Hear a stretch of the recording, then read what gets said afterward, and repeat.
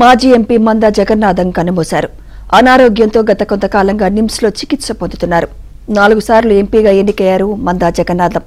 ఆయన మృతిపై పలువురు సంతాపం ప్రకటించారు.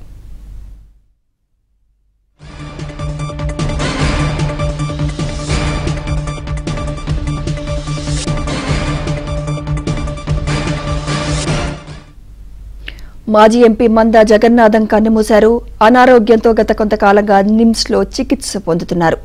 4 సార్లు ఎంపీగా ఎన్నికయ్యారు మందా జగన్నాథం. ఆయన మృతిపై పలువురు సంతాపం ప్రకటించారు.